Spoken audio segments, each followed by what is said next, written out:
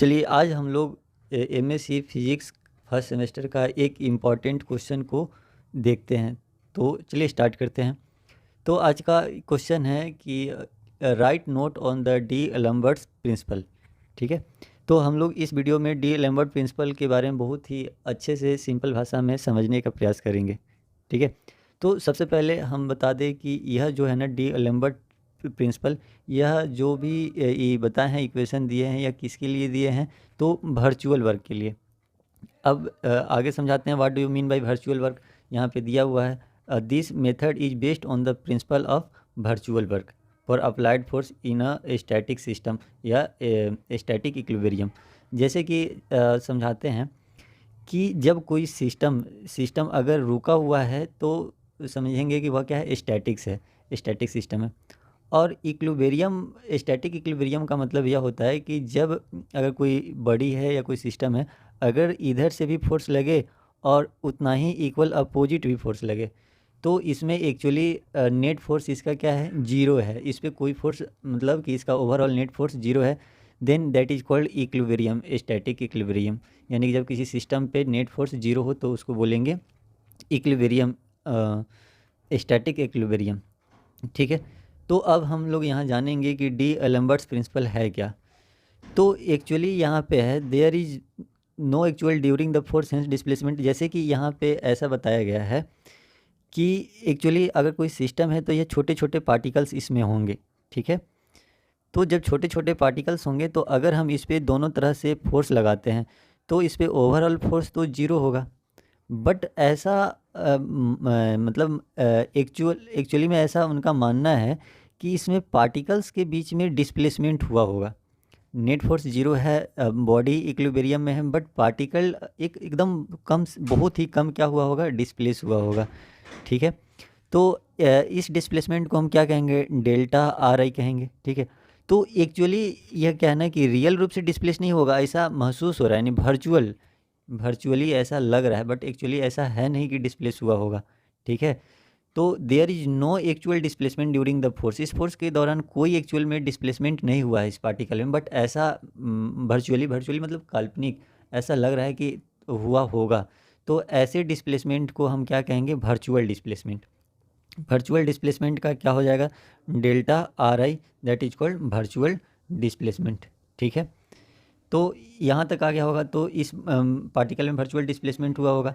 तो जैसे कि आप हम लोग ऑलरेडी यह एकेडमिक सेशन में पढ़ चुके हैं क्या, कि वर्क वर्क इजकल टू क्या होता है, फोर्स इनटू डिस्प्लेसमेंट, डिस्प्लेसमेंट। ठीक है, बट यहाँ पे हम क्या निकालना है, हमको वर्चुअल वर्क निकालना है। क्या निकालना है, वर्चुअल वर्क निकालना है। तो वर्चुअल वर्क इजकल टू क्या हो जाएगा, फोर्स इनटू वर्चुअल डिस्प्लेसमेंट। ठीक है, यहाँ तक तो आ गया वर्चुअल। तो यहाँ पे वर्चुअल वर्क के लिए delta W equal to force into क्या हो जाएगा, डेल्टा आर आई, यानी वर्चुअल डिस्प्लेसमेंट। ठीक है, तो यहाँ तक तो समझ में आ गया।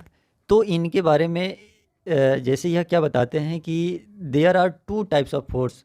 एक एक होता है ना कॉन्स्टेंट फोर्स, कॉन्स्टेंट फोर्स जिसको हम स्मॉल एफ आई से रिप्रेजेंट करते हैं, और एक होता है अप्लाइड फोर्स। ठीक है, तो जब किसी बॉडी के पार्टिकल्स को, किसी बॉडी के पार्टिकल्स को किसी फिक्स डायरेक्शन में यानी कि लिमिटेड मोशन करे, ठीक है, तो उस फोर्स को हम क्या कहेंगे, कांस्टेंट फोर्स कहेंगे। ठीक है, और जो वर्चुअल वर्क कराने के लिए जो वर्चुअल वर्क होता है तो उसमें जो फोर्स लगता है उस फोर्स को हम अप्लाइड फोर्स कहते हैं। ठीक है, यानी कि जब पार्टिकल्स को, किसी सिस्टम के पार्टिकल्स को एक लिमिटेड डायरेक्शन में एक लिमिटेड मोशन कराना हो, तो वहाँ पे जो फोर्स लगता है उस फोर्स को हम कांस्टेंट फोर्स कहेंगे। ठीक है, जिसको स्मॉल एफ से रिप्रेजेंट करेंगे। और जो वर्चुअल वर्क तो समझा दिए कि जो वर्चुअली रूप से जो डिस्प्लेसमेंट हो रहा है काल्पनिक, ठीक है, उसको हम क्या कहेंगे, अप्लाइड फोर्स। ठीक है, तो वर्चुअल वर्क भी दो केस बन सकता है कि अगर कोई बॉडी स्टेशनरी हो तो भी पार्टिकल वर्चुअली डिस्प्लेस हुआ होगा, लेकिन एक्चुअली ऐसा है नहीं, मतलब ऐसा वर्चुअली माना जा रहा है। लेकिन ऐसा भी हो सकता है कि सिस्टम क्या हो, जब मोशन में हो तो भी वर्चुअल वर्क हो सकता है। ठीक है, तो इसमें हम लोग यहाँ पे जब सिस्टम मोशन में है तब के बारे में पढ़ेंगे। ठीक है, तो जैसे क्या है, आगे पढ़ते हैं कि for the system of motion, यानी कि सिस्टम मोशन में। तो यहाँ तक तो हम लोग जानते हैं कि कोई भी बॉडी अगर मोशन में है तो यह 9th क्लास का है। वहाँ पे हम क्या करेंगे, अप्लाई करेंगे, applying Newton second law, applying Newton second law of motion. तो Newton second law of motion क्या होता है, यह बहुत ही आसान होता है। Force is equal to rate of change in momentum, rate of change in momentum, ठीक है। तो यहाँ पे क्या है कि लिखते हैं फोर्स क्या, F I equal to rate of change in momentum को क्या लिख देंगे, डी पी आई बाई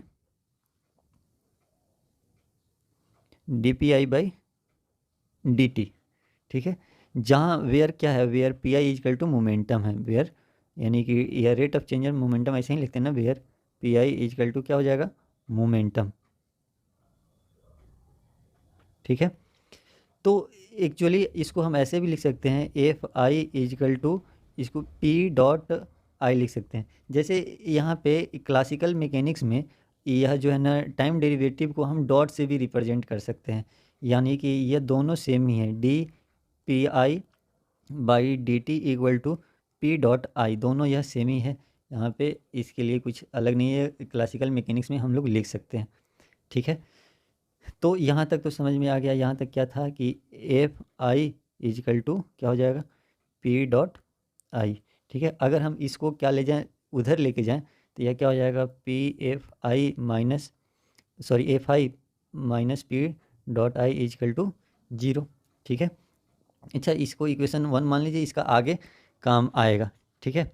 अच्छा, एक यहाँ पे बता देते हैं कि अगर द सिस्टम इन इक्विलिब्रियम, यानी कि अगर कोई सिस्टम इक्विलिब्रियम है, दैट इज वहाँ पे क्या है कि जो फोर्स लग रहा है एवरी पार्टिकल पे, तो जीरो ही होगा। अगर यहाँ पे ये क्या है, इक्विलिब्रियम में है, स्टैटिक्स में है, तो इसके सभी पार्टिकल पे फोर्स लगेगा ना, तो सभी पार्टिकल पे फोर्स लगेगा, तो यहाँ पे लगभग लगभग सबका जीरो ही होगा।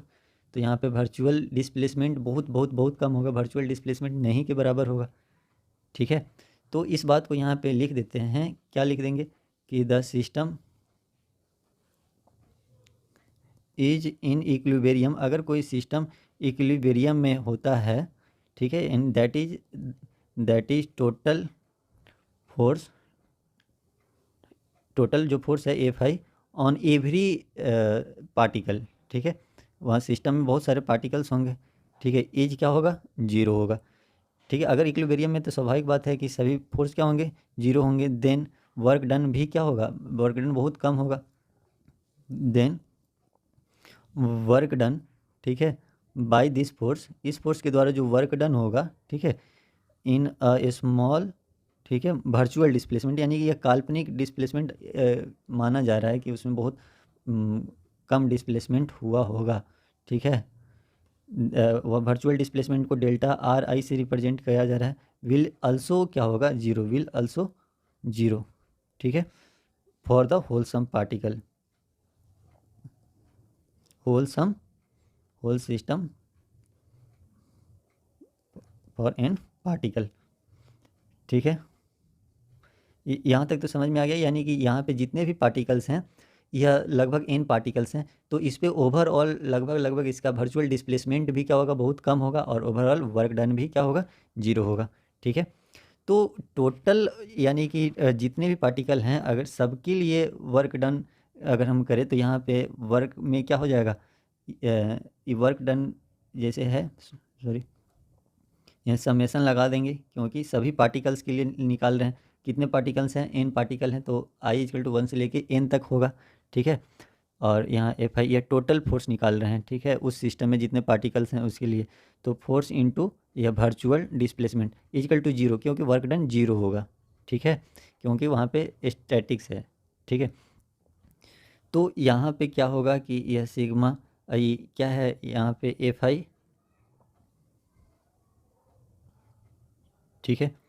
अब यहाँ पे यह वाला फोर्स यहाँ पे क्या कर देंगे, रख देंगे, तो फोर्स के यहाँ पे क्या हो जाएगा, F I minus P dot आई, ठीक है, इंटू क्या हो जाएगा, इंटू ये वर्चुअल डिस्प्लेसमेंट इक्वल टू 0, ठीक है।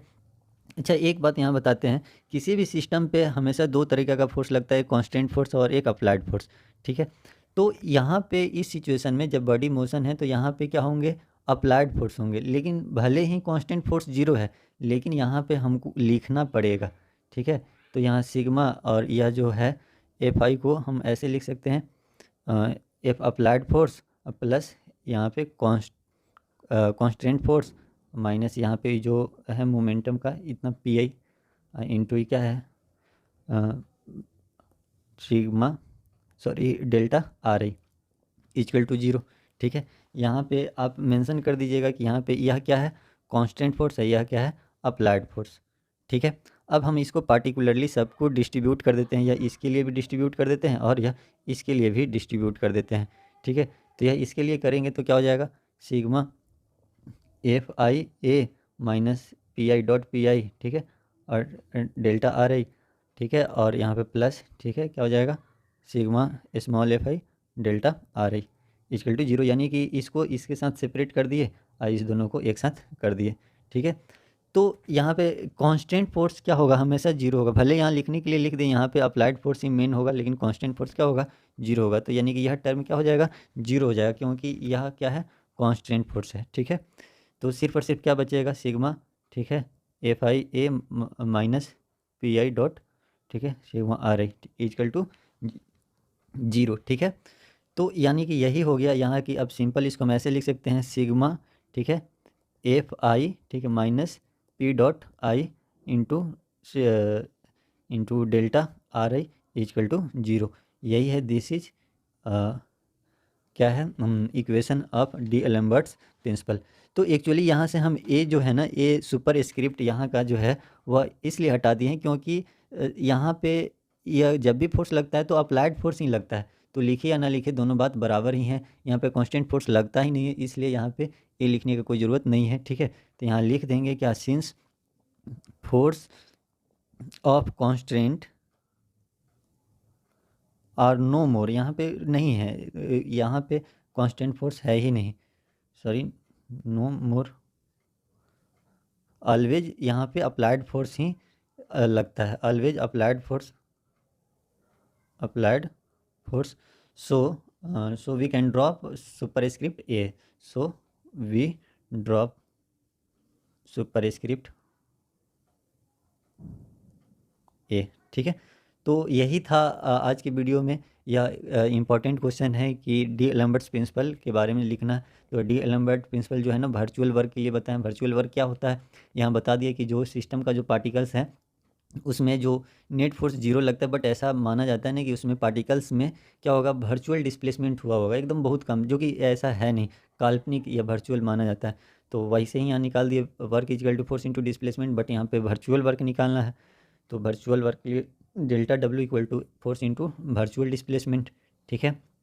और किसी भी बॉडी पे मतलब ना कि दो तरह का फोर्स काम करता है, एक कांस्टेंट फोर्स और एक अप्लाइड फोर्स। कांस्टेंट फोर्स क्या होता है, जब किसी सिस्टम के पार्टिकल्स को किसी फिक्स डायरेक्शन में किसी मतलब कोई भी पार्टिकल 3 डायमेंशनल में मूव करने के लिए तो रेडी रहता है, बट हम उसको किसी एक दायरे में ही मोशन कराएं, लिमिटेड मोशन कराएं, तो उसमें जो फोर्स लगाते हैं उसको कांस्टेंट फोर्स कहते हैं, और जो वर्चुअल वर्क में जो फोर्स लगता है उसको अप्लाइड फोर्स कहते हैं, ठीक है। और यहाँ जो वर्चुअल वर्क जो होता है ना, दो केस में भी हो सकता है, जब बॉडी स्टेशनरी हो तब, या जब बॉडी अगर मूव भी कर रहा हो तब भी वर्चुअल वर्क। तो यहाँ पे हम फॉर डायनेमिक सिचुएशन के लिए निकाले हैं कि बॉडी जब मूव कर रहा है तो उस समय में, तो यहाँ पे for the system of motion, ठीक है, मोशन के लिए, तो हम यहाँ पे न्यूटन सेकेंड लॉ अप्लाई किए। न्यूटन सेकेंड लॉ क्या होता है, rate of change in momentum, rate of change in momentum को यहाँ पे लिख दिए, ठीक है। और यहाँ पे पी इक्वल टू मोमेंटम हो जाएगा, और यहाँ पे डेरिवेटिव हटा के यहाँ पे डॉट में कन्वर्ट कर दिया, अब इसको इस साइड ले गए, इक्वेशन यहाँ पे आ गया। अब हम आगे हम यहाँ पे ये चलते हैं ना कि जब सिस्टम इक्विलिब्रियम में है तो वहाँ पे एवरी पार्टिकल, जितने भी पार्टिकल हैं उस पर क्या होगा, फोर्स क्या होगा, 0 ही होगा, ठीक है। तो वर्क डन भी लगभग 0 ही होगा। तो ओवरऑल हर पार्टिकल के लिए हम फोर्स निकाल रहे हैं, तो इसलिए हम यहाँ पे सिग्मा का यूज करेंगे और वर्क डन 0 हो जाएगा, यानी कि sigma f into delta r i equal to 0। और यहाँ पे हम क्या किए कि यहाँ पे एफ आई को यहाँ से जो फोर्स है ना यहाँ से लिख दिए, ठीक है। तो यहाँ तक तो आ गया समझ में। अब यहाँ पे क्या है कि जो ये फोर्स जो होते हैं ना, इनको हम किसी भी सिस्टम पे दो फोर्स लगते हैं हमेशा, एक कांस्टेंट और एक अप्लाइड। बट इस सिचुएशन में यहाँ पे अप्लाइड फोर्स लग रहा है, बट हम लिखेंगे दोनों, तो इसलिए इस फोर्स को हम दोनों लिख दिए, यानी कि अप्लाइड फोर्स और प्लस कांस्टेंट फोर्स यहाँ पे लिख दिए, ठीक है। और माइनस यहाँ पे पी डॉट आई, ठीक है। फिर यहाँ पे डिस्ट्रीब्यूट करके लिख दिए और इस तरह से यहाँ पे आ गया, ठीक है। फिर एक नए वीडियो के साथ, नए क्वेश्चन के साथ हम अगले वीडियो में आएंगे, तब तक के लिए